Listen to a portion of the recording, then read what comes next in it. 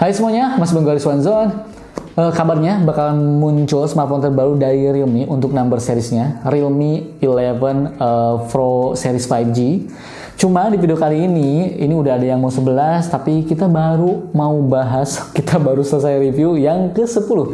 Ini kita bakalan bahas Realme 10 Pro Plus 5G, smartphone mid-range dari Realme, tapi bisa ngasih experience flagship. Karena HP ini tuh punya slogan Curved Display New Vision. Jadi smartphone mid-range tapi punya layar yang melengkung. Nah, apa aja yang menarik dari smartphone ini? Bagaimana kameranya, bagaimana performanya, bagaimana baterainya? Langsung aja mari kita bahas dan let's go! Oke, baik. Curved Display menjadi kata kunci dari Realme 10 Pro Plus 5G. Karena memang smartphone ini tuh memiliki desain curve yang dibentuk secara simetris di depan dan di belakang. Untuk menyeimbangkan dengan desain curve, frame dari smartphone ini juga dibuat lengkung di keempat sudutnya. Walaupun frame ini tuh terbuat dari polikarbonat, tapi tetap kokoh ya dan memberikan kesan premium. Apalagi dengan layar curve OLED yang dimiliki, bikin HP ini tuh terkesan seperti smartphone flagship. Kelengkungan yang dimilikinya ini tuh yaitu di 61 derajat yang menurut Realme ini merupakan hasil dari riset yang dilakukan selama 16 bulan. Tentunya ini merupakan sesuatu yang sangat premium dan eksklusif. HP ini tuh menggunakan chipset MediaTek Dimensity 920 5G dengan pabrikasi 6 nanometer. Walaupun HP ini tuh belum menggunakan chipset terbaru ya untuk tahun 2023, tapi dengan chipset ini saja performanya ini tuh udah sangat oke untuk menjalankan aktivitas produktivitas ataupun bermain game dengan lancar. Desain curve pada smartphone ini juga dimaksimalkan agar setipis mungkin ya, dan Realme sendiri mengatakan kalau ini merupakan smartphone dengan kapasitas baterai 5000 mAh tertipis yang pernah dibuat. Untuk RAM dan storage, HP ini tuh menggunakan LPDDR4X dan UFS 2.2, dan tersedia juga nih dua opsi untuk penyimpanannya, yaitu 8128GB dengan dynamic RAM sebesar 8GB dan 12256GB dengan dynamic RAM sebesar 12GB. Untuk opsi warna, HP ini tuh tersedia dalam dua varian warna, Hyperscape dan Dark Matter. Sedangkan yang gue punya ini warnanya ini tuh apa ini? Hyperscape ya. Ini warna Hyperscape dengan varian 12256GB. Oke, mari kita lihat lebih detail lagi yang ada di HP ini, Realme 10 Pro Plus 5G. Di bagian kanannya ini tuh ada tombol power dan tombol volume ya, yang enak banget dipencet-pencetnya. Jadi cukup kliki. Kemudian di atas terdapat lubang mikrofon dan grill speaker yang dibuat minimalis. Sedangkan di sebelah kirinya ini tuh terlihat polos ya, nggak ada apa-apa. Sementara di bagian bawahnya ini tuh terdapat grill speaker, port USB Type-C, lubang mikrofon, dan SIM tray untuk 2 nano SIM tanpa micro SD. Ya, ini nggak ada micro SD, tapi berhubung varian yang gue punya ini tuh 256GB gede, ya aman. Sementara di bagian depannya ini tuh terdapat selfie kamera 16 megapiksel dengan desain punch hole yang terletak di tengah atas layar. Kemudian di belakangnya ini tuh terdapat 108 megapiksel AI triple kamera ya, yang memiliki desain kamera klasik twin lens reflex ya atau TLR. Di sebelahnya juga terdapat LED flash. Desain dari back covernya ini tuh merupakan perpaduan antara prism dan nebula partikel ya, yang memberikan kesan eksklusif dan tentunya keren.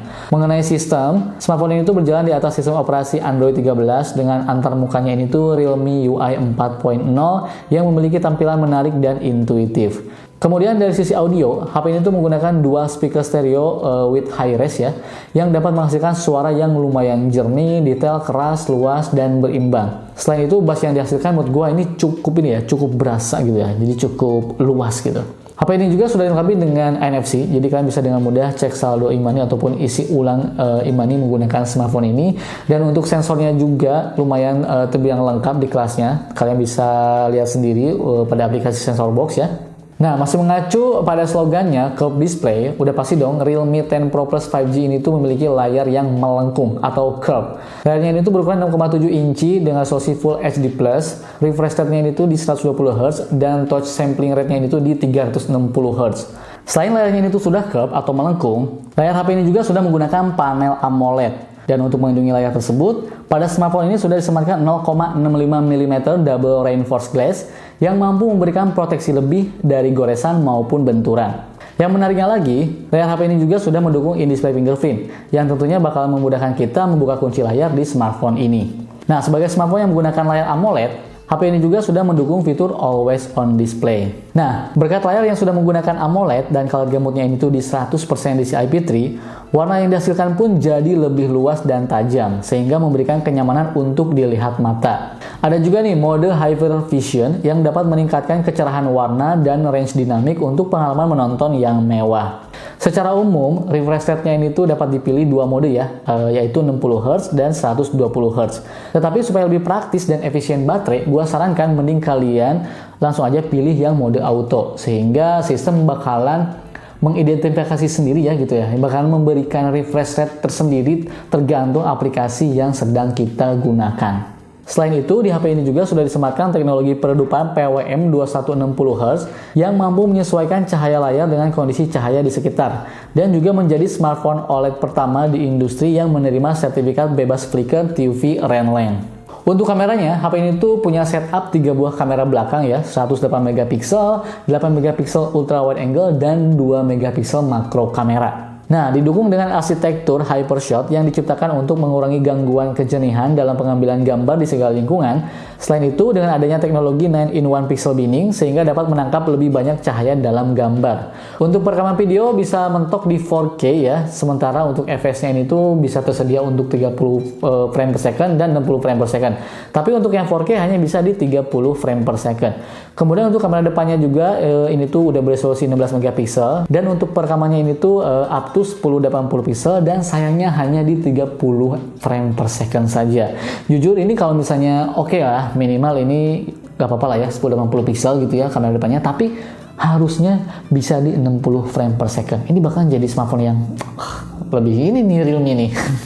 Kalau misalnya kita melihat dari menunya nih ya, kameranya ini tuh sudah dilengkapi dengan banyak fitur fotografi yang dapat membantu memaksimalkan pengambilan gambar. Ada Nightscape, ada Street Mode, ada Portrait Mode, 108 megapiksel, Professional Mode, Panorama Mode, Super Text, Still Shift, sampai Group Portrait. Dan untuk perekaman videonya juga udah ada fitur untuk stabilisasinya ya, yang dapat membantu mengurangi goncangan pada video yang diambil. Untuk kualitasnya sendiri menurut gua udah lumayan bagus ya, dan cukup memenuhi kebutuhan gua untuk mengabadikan momen. Tone warnanya juga gua suka, saturasinya juga menurut gua ini cukup pas, detailnya juga dapet. Pokoknya kebanyakan foto-foto di HP ini tuh masuk selera gua ya.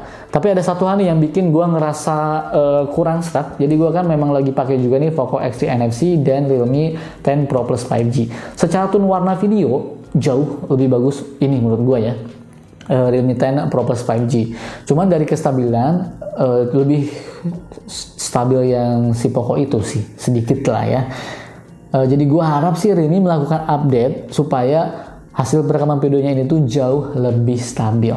Nah, biar nggak penasaran, langsung aja teman-teman nilai sendiri gimana kualitas dari foto dan video menggunakan Realme 10 Pro Plus 5G. Gua tunggu komentar kalian di kolom komentar.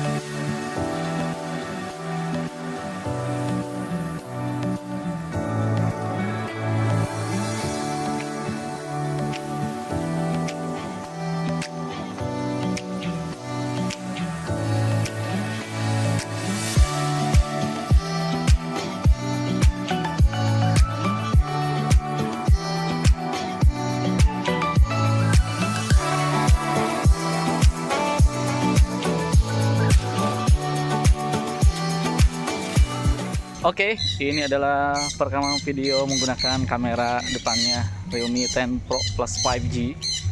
Mentoknya itu di kualitas 1080 pixel di 30 frame per second. Memang cukup disayangkan sih ya. Jujur gue pengennya sih kalau misalnya minimal 60 frame per second ini udah oke sih. Apalagi kalau misalnya udah bisa 4K 30 frame per second ya. Ini by the way nggak menggunakan fitur stabilisasinya. Sekarang mari kita coba untuk menggunakan fitur stabilisasinya. Nah, kalau ini menggunakan fitur stabilisasinya, ini masih kamera depan 1080 pixel di 30 frame per second. Oke, sekarang kita ada di Umah Madu. Ih, cakep tapi ya. Kalau ngeliat dari sini sih tone warnanya cakep. Tuh. Kita coba jalan. Apa cantik? Set. Hai Mikaela Spire. Oke. Yuk kita coba kamera belakangnya. Sayang, nggak apa-apa, nggak kamu kenapa? Ini di 4K 30 frame per second. Oke, Kai.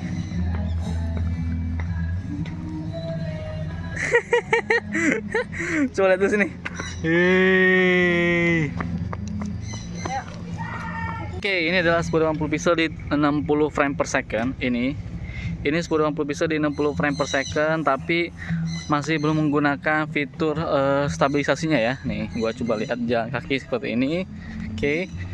Sekarang mari kita coba nih untuk menggunakan fitur stabilisasinya. Nah, ini adalah 1080 pixel 60 frame per second, tapi ini menggunakan fitur stabilisasinya. Ini menarik ya. Jadi walaupun menggunakan fitur stabilisasi, tapi masih bisa di 1080 pixel di 60 frame per second. Gua suka sih kalau kayak gini. Nih. Ini gua handheld ya. Nih, silakan lihat aja hasilnya gimana.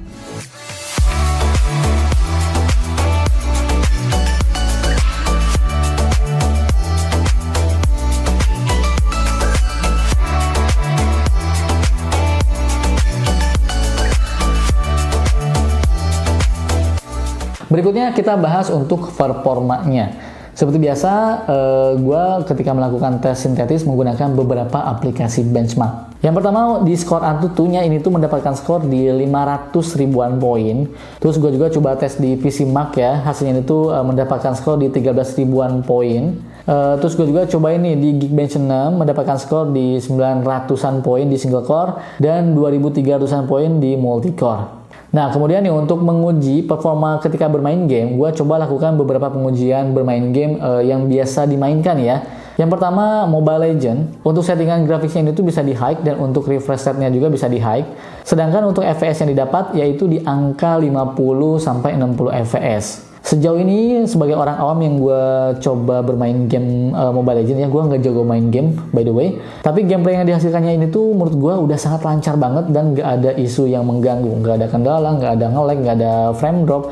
Sejauh ini menurut gue bermain game Mobile Legends di HP ini tuh sudah sangat nyaman. Terus gue juga coba nih bermain game PUBG Mobile. Untuk settingannya ini tuh mentok di HDR HDR apa tadi gue nyobain? HDR Ultra ya, ini bisa di HDR Ultra. Cuman gue saranin aja karena ini bisa di smooth extreme, mending gunakan fitur yang smooth extreme supaya main PUBG-nya tuh lebih smooth banget gitu ya.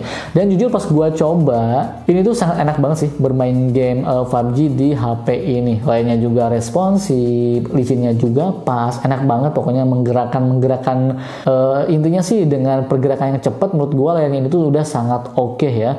Dan untuk FPS-nya ini tuh gue rasa ini di 30 sampai 40 fps-an. Yang jelas gameplaynya juga udah lancar. Nah, sementara nih untuk baterainya, jadi gua coba melakukan tes sintetis menggunakan PC Mark. HP ini tuh mendapatkan skor di 18 jam 39 menit. Nah, benchmark ini tuh dilakukan mulai dari kondisi 100% sampai 20%. Berarti ini kan 100% sampai 20% bisa di 18 jamang ya, mau 19 jam. Berarti kalau misalnya 20% ke bawah ini harusnya bisa lebih lama sih. Keren ya. Nah, sementara nih ketika gue menggunakannya di real life untuk scrolling Instagram, kemudian scrolling TikTok, sesekali streaming YouTube dalam jangka durasi setengah jam, ini tuh hanya menghabiskan baterai 5% saja. Gimana menurut kalian? Nah, tapi balik lagi nih, perlu diingat yang namanya kebutuhan baterai itu kan tergantung aktivitas yang kalian lakukan juga. Jadi ini adalah pengujian sesuai dengan aktivitas gua, belum tentu sama dengan aktivitas kalian. Yang jelas poin intinya adalah HP ini tuh sudah menggunakan teknologi pengecasan yang menurut gua ini udah cepet ya. 67 watt super full. Jadi kalian bisa mengisi daya dari 0 sampai 100% hanya dalam waktu 1 jaman saja.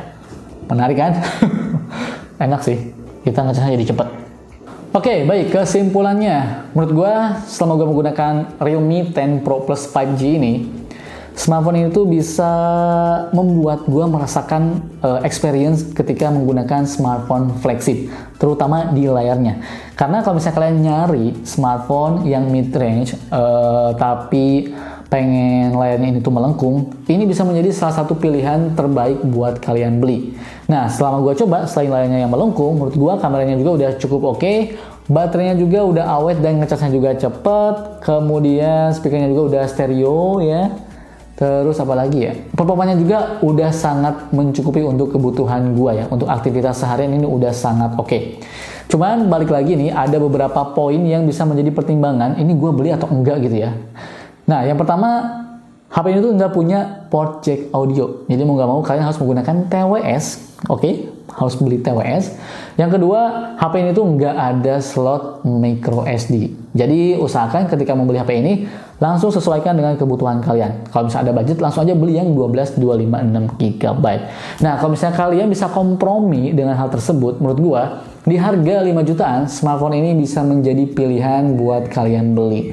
Walaupun ketika video ini dirilis, sebenarnya udah beberapa smartphone yang udah kita bahas di harga 5-6 jutaan yang cukup menarik, tapi ini bisa menjadi pilihan juga ya. Jadi ada yang ini, ada yang itu, ada yang itu.